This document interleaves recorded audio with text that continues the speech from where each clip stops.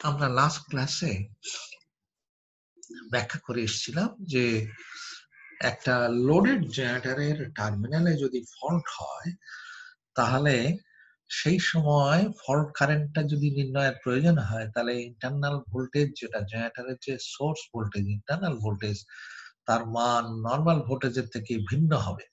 তার কারণ জেনারেটর যখন লোডে চলে নিঃসন্দেহে জেনারেটরের টার্মিনাল ভোল্টেজটাকে 1p তে রাখতে গেলে তার এক্সাইটেশন বাড়াতে হয়। তার মানে ইজি ইন্টারনাল এক্সাইটেশন বাড়িয়ে ইন্টারনাল ভোল্টেজকে বাড়াতে হয় যাতে করে টার্মিনাল ভোল্টেজটা 1p তে মেনটেন করে। আমি টার্মিনাল ভোল্টেজ বলতে চাচ্ছি এই জায়গাটার ভোল্টেজটা। তো যদি লোডে থাকে তাহলে ইন্টারনাল ভোল্টেজের মানটা একটু না বাড়লে এখানে ড্রপ হয়ে তারপরে এখানে 1p হতে হবে, অতএব ইন্টারনাল ভোল্টেজটা বাড়তে হয় যার ফলে এক্সাইটেশন বাড়ায়। তো আমরা চাচ্ছি যে যদি ফল্ট কন্ডিশনের বিভিন্ন যে কন্ডিশন গুলো আছে সাবট্রানজিয়েন্ট, ট্রানজিয়েন্ট এবং স্টেডি স্টেট, এই তিন কন্ডিশনে যদি আমাদের ইন্টারনাল ভোল্টেজটাকে বার করতে হয় লোডেড সিনারিওতে তাহলে আমরা কিভাবে করব সেই কথাটা আমরা শুরু করেছিলাম বলতে। তো আমরা দেখে এসেছিলাম যে সাবট্রানজিয়েন্ট কন্ডিশনে আমরা ইকুইভ্যালেন্স সার্কিটটাকে এইভাবে রিপ্রেজেন্ট করতে পারি যে সাবট্রানজিয়েন্ট কন্ডিশনে জেনারেটরের ইন্টারনাল ভোল্টেজটাকে আমরা সাবট্রানজিয়েন্ট ডাবল প্রাইম দিয়ে বুঝিয়েছি। সাবট্রানজিয়েন্ট রিঅ্যাকট্যান্স, লাইনের এক্সটার্নাল রিঅ্যাকট্যান্স, এখানে এই লোড আমরা এখানে দেখাচ্ছি লোডের অ্যাক্রস এটা হচ্ছে ভিএল, এখানে দেখাচ্ছি এটা সুইচ ক্লোজ করা মানে হচ্ছে ফল্ট অ্যাপ্লাই করা। তো এটা যদি ফল্ট অ্যাপ্লাই করি তখন ইন্টারনাল ভোল্টেজটা কি হবে এটা নির্ণয় করার জন্য আমরা এখানে গত লাস্ট ক্লাসে যেটা দেখাচ্ছিলাম সেটা হচ্ছে যে থিওরিটা হচ্ছে এরকম ধরনের, কনসেপ্টটা আমরা যেটা অ্যাপ্লাই করছি সেটা হলো যে ফল্ট যখনই হলো ফল্ট কারেন্টের মান ইনস্ট্যান্টেনিয়াসলি একেবারে স্টেডি সাবট্যানজেন্ট পিরিয়ড মতন হয় না, ফল্ট কারেন্ট তো বাড়ে আস্তে আস্তে। অর্থাৎ ফল্ট যখন হলো তখনও কারেন্টটা লোড কারেন্টের মতনই রয়ে গেছে আইএল যেটা। তা আমরা আইএল বার করে নেবো, আইএল বার করা আমাদের জন্য এখন মোটেই কিছু না, লোড জানা থাকলে ভোল্টেজ জানা থাকলে আমরা আইএল বার করে ফেলতে পারি। তা সেই বিবেচনাতে আমরা দেখো সুইচ যখন ক্লোজ হচ্ছে অর্থাৎ ফল্ট অ্যাপ্লাই করার সঙ্গে সঙ্গে আমরা ইন্টারনাল ভোল্টেজের ইকুয়েশনটাকে এরকম ধরনের লিখছি এই টার্মিনাল ভোল্টেজ প্লাস এইটার সাবট্রানজিয়েন্ট রিঅ্যাকট্যান্স ইনটু যে লোড কারেন্ট, আমি আগেই বলছি লোড কারেন্ট এখনো চেঞ্জ হয়নি, লোড কারেন্টের সমান আছে, যেটা আমরা বার করে নিতে পারবো। তাহলে এই গেল আমাদের সাবট্রানজিয়েন্ট কন্ডিশনে যদি ইন্টারনাল ভোল্টেজ বার করতে হয় তাহলে এই ইকুয়েশন। সিমিলারলি যদি ট্রানজিয়েন্ট কন্ডিশনে হয় তাহলে এটা তখন ট্রানজিয়েন্ট ইকুয়েশন হবে। এই এটাকে তো আমরা একই রকমের সার্কিটে ভ্যালুগুলো তখন ইজি প্রাইম, এটা হচ্ছে এক্স ডি প্রাইম, এইটুকুই শুধু পরিবর্তন। এইরকম ক্ষেত্রে আমাদের দেখো ইন্টারনাল ভোল্টেজটা হবে এই ভিটি টার্মিনাল ভোল্টেজ প্লাস এই সাবট্রানজিয়েন্ট রিঅ্যাকট্যান্স ইনটু লোড কারেন্ট, এই ইকুয়েশন দেওয়া হবে। যদি এটা আমাদের একটা ভোল্টেজ হয় মানে এই মোটর হয়, লোডটা যদি একটা মোটর হয় তো মোটরও তো একটা আরএল সার্কিট, সেই ক্ষেত্রে দেখো আমাদের এখানে সেই জিনিসটা এখানে দেখানো হয়নি। এটা একটা যদি মোটর হয় তাহলে মোটরের ইকুইভ্যালেন্স সার্কিট আমরা বার করে এসেছি পিইউ সিস্টেম যখন বলতে যাই, তা সেখানে যে একটা মোটরের সোর্স ইন্টারনাল ভোল্টেজ যেটা ব্যাক ইএমএফ সঙ্গে সমান আর তার সঙ্গে যে এই মোটরের রিঅ্যাকট্যান্স স্টেটর ওয়াইন্ডিং এর রিঅ্যাকট্যান্স সেটা দ্বারা রিপ্রেজেন্ট করতাম। তো সেই ক্ষেত্রে দেখো এখানে যদি ফল্ট হয় এটা যদি মোটর হয় মোটরের ইন্টারনাল ভোল্টেজ প্লাস তার রিঅ্যাকট্যান্স, সাবট্যানজেন্ট হলে সাবট্যানজেন্ট রিঅ্যাকট্যান্স, ট্রানজিয়েন্ট হলে ট্রানজিয়েন্ট রিঅ্যাকট্যান্স, স্টেডি স্টেট হলে সিনক্রোনাস রিঅ্যাকট্যান্স। তো দেখো এখানে এইরকম সিনারিওতে এই ইন্টারনাল ভোল্টেজের মানটা মোটরের বেলাতে কিরকম হবে দেখো।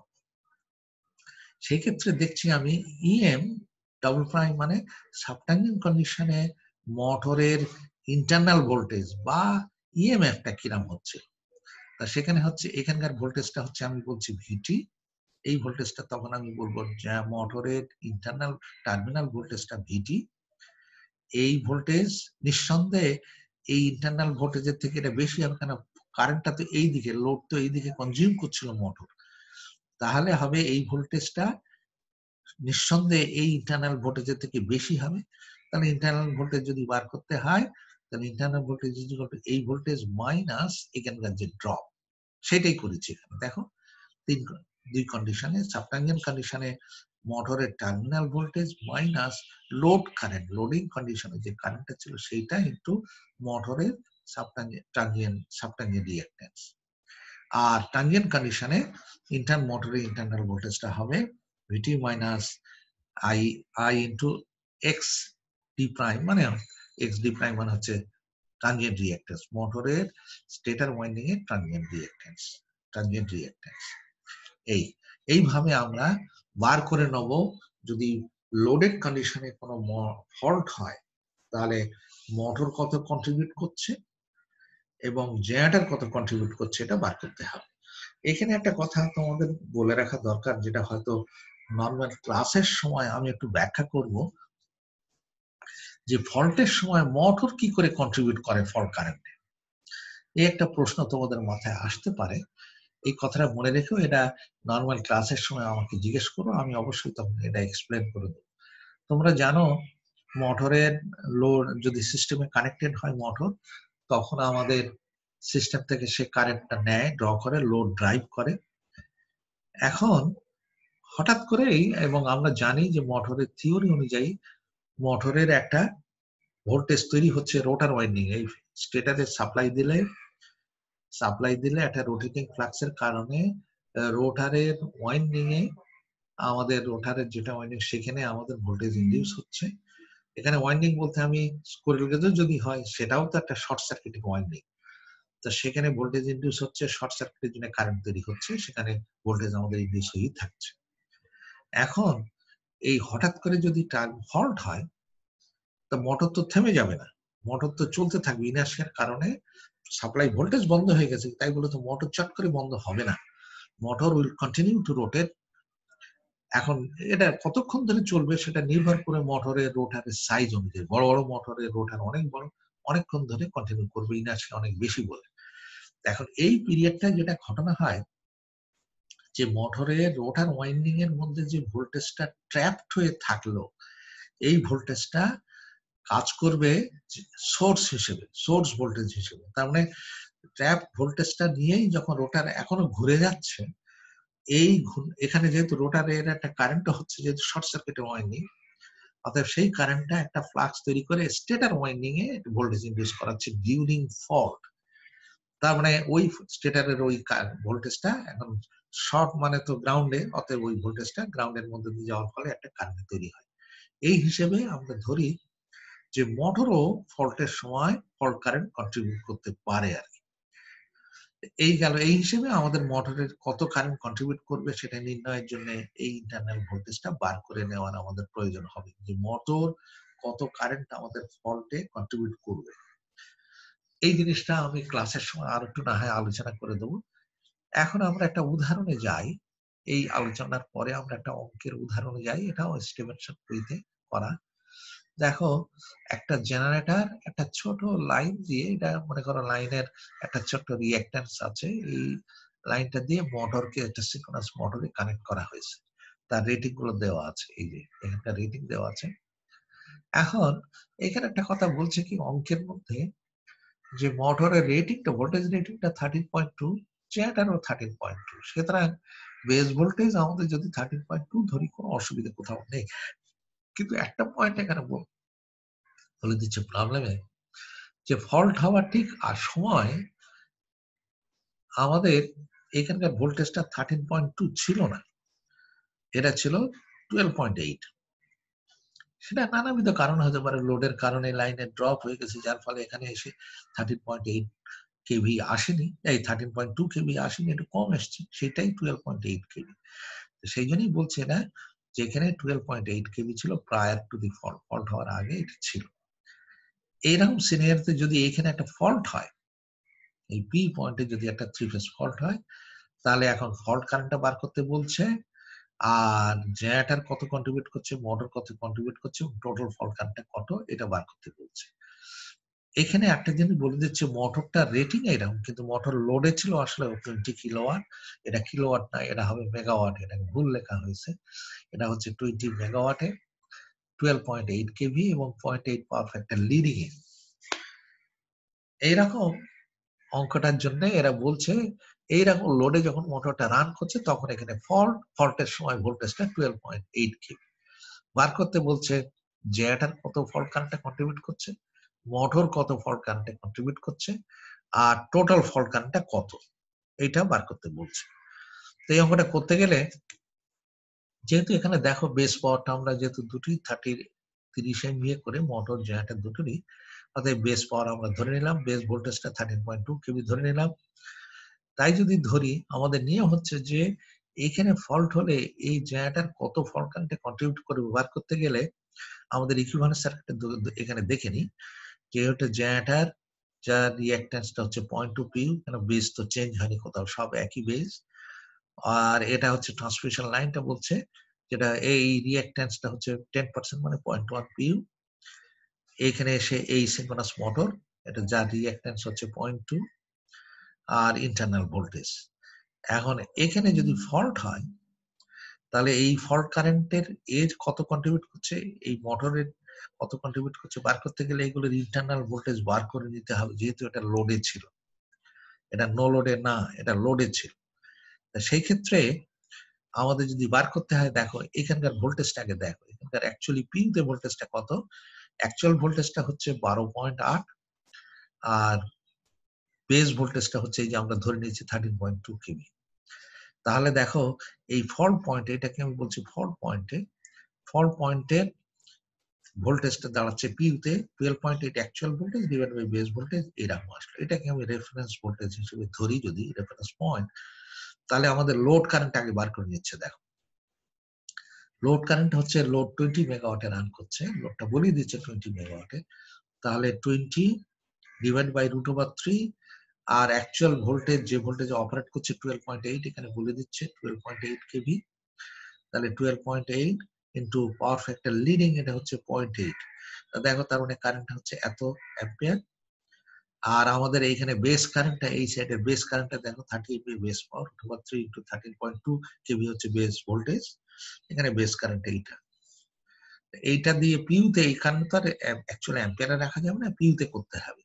তো পিউতে করতে গেলে আমাদের এই actual current divide by base current যে ভাগ দিয়ে পিউতে বার হয়ে গেল। এটা হয়ে গেলে এখন জেনারেটরের ইন্টারনাল ভোল্টেজ দেখ সেই ফর্মুলা অনুযায়ী এখানকার ভোল্টেজ প্লাস এই দুই ড্রপ, তাহলে এই ভোল্টেজ ইজ ইকুয়াল টু এখানকার ভোল্টেজ যেটা জানা আর এই দুই রিঅ্যাকট্যান্সের অ্যাক্রসে যে টোটাল ড্রপ সেইটা, সেটা বার করেছে এই যে এখানে এইটা বার করে আমাদের এই ভ্যালু এসে দাঁড়িয়েছে। ঠিক আছে, এই হলো আমাদের, এটা বার করলে এর ভ্যালুটা দাঁড়াচ্ছে এরকম একটা value, is internal voltage of the generator during fault. তাহলে ফল্ট কারেন্টটা হবে এখানে যেহেতু ফল্ট হচ্ছে, অতএব এই source voltage divide by total reactance. এই পয়েন্টের ভোল্টেজটা তো জিরো, ফল্টের সময় এই ভোল্টেজটা, এই পয়েন্টের ভোল্টেজটা জিরো হয়ে গেছে, এটা তো গ্রাউন্ডে মিশে যাচ্ছে, অতএব এই ভোল্টেজটা জিরো। তাহলে এই ভোল্টেজ মাইনাস এই ভোল্টেজ, তার মানে এটা তো জিরো হলে এই ভোল্টেজ ডিভাইডেড বাই দুই রিঅ্যাকট্যান্স। এই দেখো এটা বার করে দিয়ে এই সেই রিঅ্যাকট্যান্স, টোটাল রিঅ্যাকট্যান্সটা দিয়ে আমাদের ফল্ট কারেন্টটা বার হয়েছে এত পিউতে। যদি তুমি এতে চাও অ্যাকচুয়াল অ্যাম্পিয়ারে চাও বা কিলো অ্যাম্পিয়ারে চাও, তুমি তখন এখানে বার করবে। এটা পিউতে এর সঙ্গে বেস কারেন্ট দিয়ে দাও, এই যে বেস কারেন্ট আগে ক্যালকুলেট করে এসেছো, তা বেস কারেন্ট দিয়ে গুণ দিয়ে অ্যাকচুয়াল কিলো অ্যাম্পিয়ারে হয়েছে। মোটর কতটা কন্ট্রিবিউট করছে যদি চাও, মোটরের হচ্ছে এই পয়েন্টে 0.97, আমি আগেও ক্যালকুলেট করে এসেছি, এই যে এই পয়েন্টের ভোল্টেজটা 0.97, এই যে আমি দেখিয়েছি। তাহলে সেক্ষেত্রে এই ভোল্টেজটা আমরা চাচ্ছি এই ভোল্টেজটা বার করতে, তাহলে এই ভোল্টেজটা ইজ ইকুয়াল টু এখানকার ভোল্টেজ মাইনাস এখানকার ড্রপ, যেটা আগের ফর্মুলা অনুযায়ী। তো দেখো সেখানে ইন্টারনাল ভোল্টেজটা মোটরের বার করে নিয়েছে, নিয়ে ইন্টারনাল ভোল্টেজটা হয়েছে এরকম, এবং অতএব ফল্ট কারেন্টটা হবে এই ভোল্টেজটা, এই ভোল্টেজ ডিভাইডেড বাই, কারণ এখানকার ভোল্টেজ মাইনাস এখানকার ভোল্টেজ, এখানে তো জিরো, এই ভোল্টেজ ডিভাইডেড বাই এই রিঅ্যাকট্যান্স সমান হচ্ছে মোটরের যে ফল্ট কারেন্টটা কন্ট্রিবিউট করছে সেটার মান এই। ঠিক আছে, এই হলো আমাদের এই এত পিউতে, আর কিলো অ্যাম্পিয়ারে আমি অত যদি অ্যাকচুয়াল বেস কারেন্ট গুণ দিয়ে দাও তাহলে এত হবে। অর্থাৎ টোটাল ফল্ট কারেন্টটা হবে এই জেনারেটর আর মোটর মিলে দুটো কারেন্টের যে যোগফল সেটি হচ্ছে ফল্ট কারেন্ট। অর্থাৎ এখানে ফল্ট হলে এই জেনারেটর কত ফল্ট কারেন্টে কন্ট্রিবিউট করছে আর মোটর কত কন্ট্রিবিউট করছে, দুটোর যোগফলই হচ্ছে এখানকার টোটাল কারেন্ট। সেটা সে বার করে নিয়েছে। এখানে কয়েকটা এক্সাম্পল করতে বলা হয়েছিল, আমি প্রবলেমের মধ্যে দেখি স্টিভেনসন বইয়ের এগুলো 10.5 এই অঙ্কটা করো তোমরা। আর এক্সারসাইজ থেকে এই যে 10.2, 10.3, 10. এই অঙ্কগুলো করতে বলা হয়েছে আর কি। এই অঙ্কগুলো করলে তোমাদের এই কনফিডেন্স লেভেলটা অনেক বেড়ে যাবে, আর কোনো অঙ্কে কোনো প্রবলেম হবে না তোমাদের সলভ করতে আর কি। এটা গেল। এখন শর্ট সার্কিট ক্যাপাসিটি বলে একটা কথা এখানে আসছে, যেটা পাওয়ার সিস্টেমে খুবই প্রয়োজনীয় জিনিস। এটা শর্ট সার্কিট ক্যাপাসিটি, আমরা সংক্ষেপে এসসিসি বলি, বা এটাকে অনেক সময় বলি আমরা ফল্ট লেভেল। এই ফল্ট লেভেল এইটা কে শর্টকাট ডেফিনেশন অনুযায়ী যদি দিতে চাই, তাহলে দেখো এখানে বলাই আছে যে short circuit is defined pre-fault voltage into post fault current. তাহলে is a product of magnitude of pre-fault voltage into post-fault current। হ্যাঁ, এই দুটো জিনিস। তো এখানে যদি একটা সলিড ফল্ট হয়, সলিড ফল্ট মানে ফল্ট পথে কোনো রেজিস্ট্যান্স ইম্পিডেন্স কিছু ছিল না, একেবারে সরাসরি ফল্ট পয়েন্টটা জিরোতে গ্রাউন্ডে মিশে গেছে, মানে ফল্ট পথে কোনো ইম্পিডেন্স নাই। এই জন্য এটা বলছে, এটা হচ্ছে যেটা মানে হচ্ছে ফল্ট পথের ইম্পিডেন্স, সেটা জিরো আমরা ধরে নিচ্ছি, মানে ফল্টটা সরাসরি গ্রাউন্ডে মিশে গেছে। ফল্ট কারেন্টটা হবে, ফল্ট পয়েন্টের ফল্ট কারেন্টটা হচ্ছে আমাদের equivalent pre-fault voltage divide by এই টোটাল ইকুইভ্যালেন্ট রিঅ্যাকট্যান্স। এখানে এইভাবে আমরা ফল্ট কারেন্টটা নির্ণয় করে নেব আর কি। যে কোনো জায়গাতে আমরা আগেও বলে এসেছিলাম, দেখো ফল্ট কারেন্টটা কি, আমি এখানকার অঙ্কের ইকুয়েশনটা যাও, এই যে ইকুয়েশনটা আমরা করে এসেছিলাম, এই যে এখানে ফল্ট কারেন্টটা বার করেছি কিভাবে, এই পয়েন্টের ভোল্টেজটা প্রি-ফল্ট ভোল্টেজটা ডিভাইডেড বাই ইকুইভ্যালেন্ট রিঅ্যাকট্যান্স, যদি থেভেনিনস অ্যাপ্লাই করে এই ইকুইভ্যালেন্ট রিঅ্যাকট্যান্স নির্ণয় করো, তাহলে সেই ইকুইভ্যালেন্ট রিঅ্যাকট্যান্স। এটি হচ্ছে যে থিওরি, থেভেনিনস থিওরেম এখানে অ্যাপ্লাই করব, একমাত্র অ্যাপ্লিকেশনের একটাই জায়গা পাওয়ার সিস্টেমে, এই যে ফল্ট কারেন্টটা নির্ণয় করা, থ্রি ফেজ ফল্ট কারেন্ট আমরা নির্ণয় করি। তো সেক্ষেত্রে তাহলে আমাদের এটাই আসলো যে এই ইকুইভ্যালেন্ট যে পয়েন্টে ফল্ট হচ্ছে সেই পয়েন্টের pre-fault voltage divide by total equivalent impedance. Fault point থেকে যদি সিস্টেমের দিকে তাকাই, তাহলে যে ইম্পিডেন্সটা দেখবো সেই ইম্পিডেন্স। তা আমরা এই লেকচারটাকে আমরা এখানে শেষ করে দিই, পরের লেকচারে আবার দেখাচ্ছি আর কি।